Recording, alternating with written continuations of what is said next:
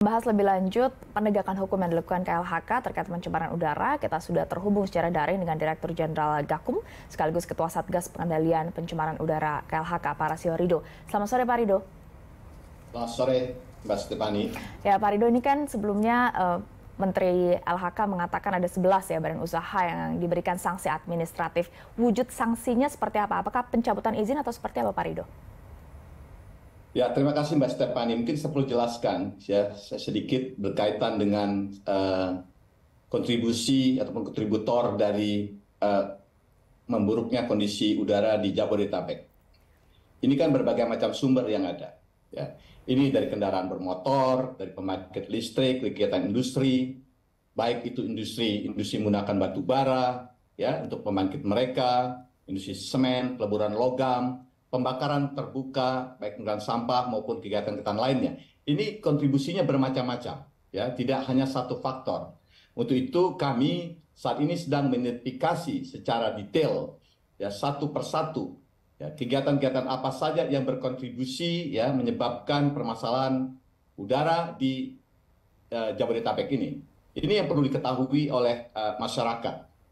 Dari hasil identifikasi ini, yang terus-menerus kami terus lakukan. Ya, kami melakukan langkah-langkah di samping mendorong upaya lakukan uji emisi dari kendaraan bermotor, kemudian akan lakukan langkah-langkah selanjutnya. Kami juga melakukan pengawasan ya terhadap industri-industri maupun kegiatan-kegiatan yang berpotensi memberikan kontribusi terhadap pencemaran udara di Jakarta ini. Ya, ada beberapa industri yang kami lakukan sejauh ini. Kami sudah melakukan upaya memberikan tindakan terhadap kurang lebih 11 aktivitas ya, baik itu terkait dengan stockpile batu bara karena ini juga sangat besar kontribusinya terkait dengan pencemaran udara Jakarta karena abunya ya, debunya, kemudian juga ada kegiatan pabrik peleburan logam, ada pabrik semen, kemudian juga ada kegiatan-kegiatan yang menggunakan batu bara sebagai untuk energi pembangkit di perusahaan tersebut. Serta juga ada kegiatan pembakaran secara terbuka oleh masyarakat. Ini langkah-langkah yang kami lakukan. Pak Rido, maaf saya harus potong. Pak Rido, tadi Anda mengatakan selama ini sudah ada pengawasan. Sebenarnya pengawasannya selama ini seperti apa untuk industri? Karena beberapa pihak akhirnya menilai kenapa baru sekarang. Jawaban Anda apa, Pak Rido? Jawaban saya sangat sederhana, Mbak. Bahwa di dalam upaya ya pengendalian pencemaran udara ini kan izin itu diberikan oleh pemerintah daerah. Itu dilakukan pengawasan oleh pemerintah daerah. Saat ini kami melakukan second line law enforcement, ya, di mana kami melakukan pengawasan untuk penegakan hukum lapis kedua, karena kami melihat masih adanya kegiatan-kegiatan, ya, yang berkontribusi ataupun tidak patuh terhadap peraturan perundang-undangan yang ada, sehingga menyebabkan persoalan udara ini. Maka kami melakukan pengawasan secara langsung. Ya, tadi saya jelaskan bahwa kami sudah melakukan, ya, saat ini 11 kegiatan, tim kami sedang bekerja di lapangan untuk mengidentifikasi sumber-sumber lainnya. Sanksi yang kami berikan, kami menghentikan beberapa kegiatan. Bukan sebagian ada yang kegiatannya, cuma ada ininya ya. Bukan perusahaan total secara keseluruhan, tapi kegiatan-kegiatan mereka yang berpotensi ya menyebabkan jadi penurunan udara kualitas Jakarta ini. Dan kami akan dalamin kembali, apakah ada kegiatan-kegiatan lain dalam industri ataupun perusahaan tersebut. Ini ada kemudian yang ditetapkan sebagai tersangka, ada pula perusahaan yang kemudian ditetapkan sanksi administratif. Unsur-unsurnya apa, Pak Rido, sehingga ada kemudian yang diberikan atau ditindak secara pidana, ada yang diberikan sanksi secara administratif?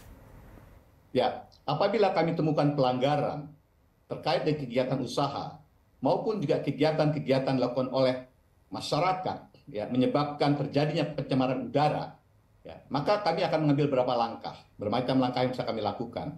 Kami bisa menerapkan sanksi administratif, termasuk di dalam menghentikan sementara kegiatan mereka, ya, ataupun melakukan tindakan sanksi administratif, baik itu paksaan pemerintah, kemudian pembukaan izin maupun juga pencabutan izin. Kami juga akan mengambil langkah, apabila kami pelanggaran, dapat mengambil langkah berkaitan dengan penegakan hukum perdata, ya, melalui gugatan perdata kami, baik itu terkait dengan ganti rugi maupun pemulihan lingkungan, serta melakukan penegakan hukum pidana. Langkah-langkah ini akan dapat kami lakukan sesuai dengan kondisi pelanggaran-pelanggaran yang terjadi di masing-masing kegiatan tersebut. Namun langkah ini juga bisa kami lakukan bersamaan. Ada beberapa kasus yang sudah kami tangani, misalnya ini tidak dalam kasus-kasus yang lain, kami melakukan gugatan melakukan penegakan hukum administratif, kami melakukan gugatan perdata dan juga penegakan hukum pidana. Jadi penerapan instrumen ini kami lihat tingkat-tingkat pelanggarannya dan bagaimana kepatuhan perusahaan ini. Ya, Pak Ridho, kemudian ada juga yang perusahaan-perusahaan yang merasa bukan saya pihak yang berkontribusi terhadap pencemaran udara. Dari KLHK sendiri sebenarnya punya indikator-indikator sendiri, data-data sendiri, termasuk juga 161 perusahaan yang diidentifikasi juga patut diduga melanggar pengelolaan lingkungan hidup. Apa data dari KLHK? Ya, kami punya data-data berdasarkan hasil pemantauan-pemantauan yang ada. Kemudian juga kami melakukan pengawasan-pengawasan. Saat ini beberapa perusahaan yang sedang kami awasin tersebut, ya ada yang kami hentikan langsung kegiatan di lapangan. Namun juga kan kami melakukan data pemantauan ya, kualitas udara yang ada di sekitar lokasi tersebut. Beberapa kami menemukan adanya indikasi pelanggaran terkait dengan tidak memenuhi baku mutunya. Ini ada indikasi pencemaran yang dilakukan oleh perusahaan tersebut. Di samping itu juga masih beberapa perusahaan lain yang kami sedang menunggu data laboratoriumnya. Ya, apabila data-data kami menunjukkan adanya indikasi pencemaran yang dilakukan oleh perusahaan tersebut, kami akan lakukan tindakan tegas terhadap perusahaan tersebut. Tadi saya jelaskan, baik berkaitan dengan penerapan sanksi administratif, gugatan perdata, maupun juga penegakan hukum pidana. Langkah-langkah ini akan kami lakukan untuk memastikan ya kualitas udara di Jakarta membaik. Proses pembuktiannya akan seperti apa, Pak Ridho? Apakah seperti kasus-kasus pada umumnya dalam hal pidana, perdata, maupun juga administratif? Mohon maaf, saya sampaikan kembali. Proses hukumnya akan sama dengan kasus-kasus lain pada umumnya terkait dengan kasus pengelolaan lingkungan hidup ini, Pak Ridho? Tapi kami sampaikan, kami sudah melakukan dalam kasus penegakan hukum pidana, ya selama ini KLHK, baik itu terkait dengan hidup maupun kehutanan itu sudah membawa ke pengadilan. Untuk penegakan hukum pidananya itu mencapai lebih dari 1.400 kasus sudah kami bawa ke pengadilan. Ya, itu berkaitan dengan tersangka perorangan maupun korporasi. Kami juga melakukan gugatan perdata. Banyak gugatan perdata sudah kami lakukan, khususnya berkaitan baik terkait dengan pencemaran lingkungan hidup maupun juga kebakaran hutan dan lahan. Kami juga sudah menerapkan sanksi administratif, kurang lebih 2.500 sanksi administratif sudah kami berikan. Jadi kami akan lakukan tindakan tegas berkaitan dengan pelanggaran-pelanggaran yang terjadi, ya berkaitan dengan pencemaran udara yang ada di wilayah Jabodetabek ini. Langkah ini kita harapkan tadi dapat memastikan, ya untuk meningkatkan kualitas udara di Jabodetabek ini.